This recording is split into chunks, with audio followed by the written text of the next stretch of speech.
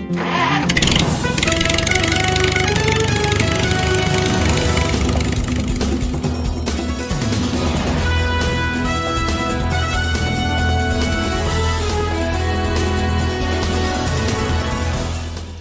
good morning. I'm Brent Adams here with your Rural Strong Morning Ag Report for this Thursday, October 5th, the 278th day of 2023.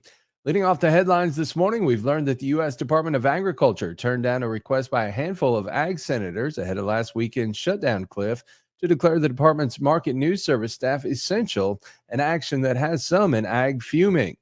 Iowa Senator and farmer Chuck Grassley used colorful language to express his anger. The USDA turned down a request to keep the market news service operating if there was a government shutdown. On Thursday, just 72 hours before the end of the fiscal year, the Biden administration's USDA announced that it would not deem market news as essential in case of a shutdown.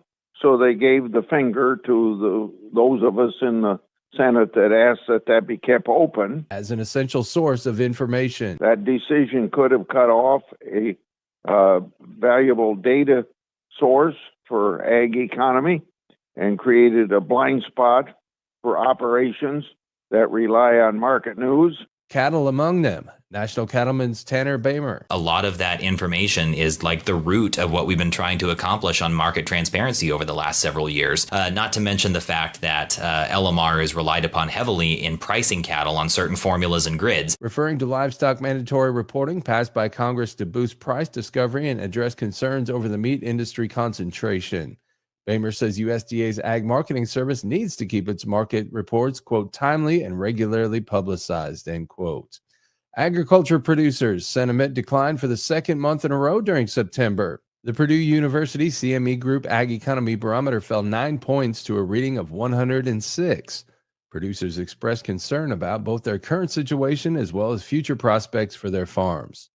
The current conditions and futures expectations indices both declined 10 points in September, leaving the current conditions index at a reading of 98, while the future expectations index stood at 109.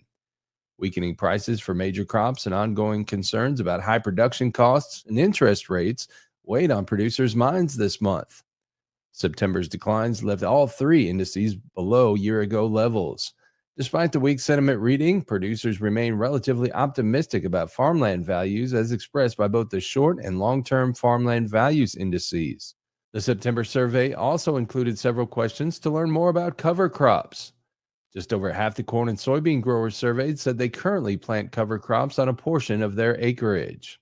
Well, households spend more money on food as their incomes rise, but the amount spent represents a smaller share of their overall budgets, according to USDA's Economic Research Service. When U.S. households were divided into 5 equal groups by household income, households with the lowest income group had an average after-tax income of $16,337 and spent an average of $5,090 on food, or about $98 a week in 2022. Households in the highest income group, with an average after-tax income of $196,794, spent an average of $15,713 on food, or about $302 a week. As households gain more disposable income, they often shift to more expensive food options. Food spending as a share of income rose across all income groups in 2022 as food prices increased faster than the overall inflation rate. In 2022, food spending represented 31.2% of the lowest group's income, 13.4% of the income for the middle group, and 8% of income for the highest group. Well, the nation mostly continues to see very short to short topsoil moisture conditions per USDA's latest look, yet there is one region of exception. More from USDA Radio's Rod Bain. Dry conditions continuing per the latest USDA topsoil moisture condition report. USDA meteorologist Brad Rippey says for the period ending October 1st, 55% topsoil moisture is rated very short to short, just 2% surplus. Noteworthy about the area of wet conditions in that small area of wet conditions is predominantly across the northern mid-Atlantic into southern New England, from Delaware, New Jersey, into Connecticut and Rhode Island. Of course, that covers the southeastern corner of New York State, where we saw the extensive flooding in the New York City metropolitan area. several states within the remainder of the nation, however, report at least 50% very short to short topsoil moisture, with regions of note including the Pacific Northwest, the nation's midsection, and parts of the Southeast. I'm Rod Bain reporting for the U.S. Department of Agriculture in Washington, D.C. And finally, this morning, the American Farm Bureau Federation's 2024 convention is set for January 19th through the 24th in Salt Lake City, Utah.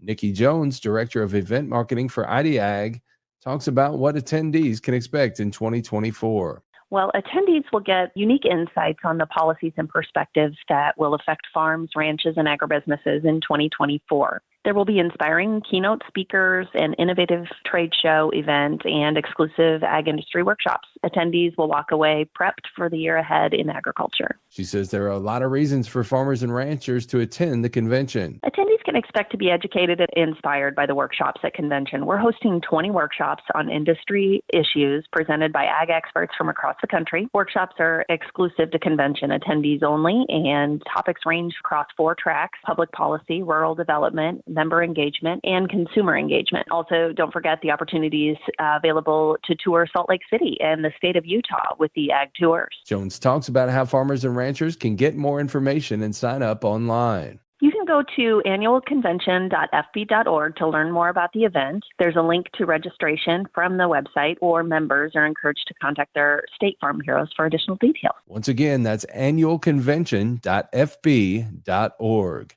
Well, you can keep up with the latest from the world of agriculture by subscribing to the Tractors and Troubadours podcast from Rural Strong Media. Each week, I bring you agriculture industry newsmakers, hot-button industry issues, educational features, and the best in traditional country music.